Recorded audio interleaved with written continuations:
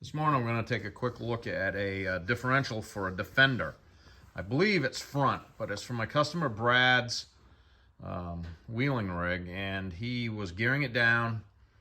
I did the math, and I think it was 462 gear, or 469. I don't remember what it was exactly. I apologize for that, but he was gearing it down, put bigger rubber on it. He'd already got the rear end situated, or one end situated. Like I said, I think this is the front. Anyways, he was putting an E locker in it in these gears, and he had this E locker he bought in Italy. He's a service member, so thank you for your service, Brad. It came here in that box, Terex, but it's an E locker, so I don't really know what the situation is with that. But there was not a lot of printed information with it, but he found a PDF file he sent to me that was eaten. And it's suspiciously, like, all of this mechanism looks like the exact same thing as an Eaton. So somebody can scold me or correct me on that if I'm incorrect, but I hadn't seen Terex before, but I've seen air lockers and E lockers. The pass-through I hadn't seen. It is just a rubber plug, but we'll take a look at that. They recommended several different size holes according to the thickness of the material that you're drilling through.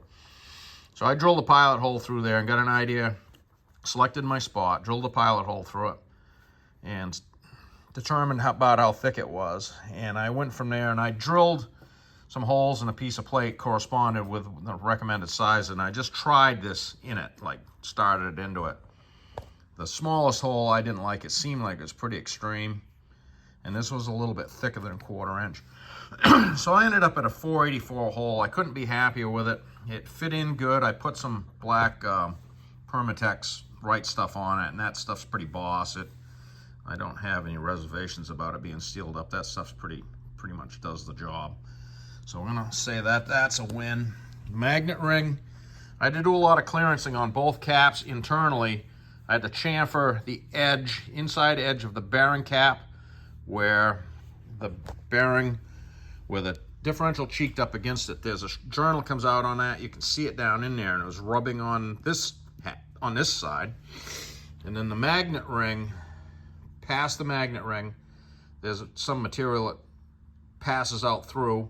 It was dragging on the bearing diameter because there's a spiral lock ring you can't see, but it retains the magnet ring. And also, from this mark here to that mark there on final assembly, I had the magnet ring off when I was doing all the assembly work because I didn't want the wire in the way and potentially damaging it.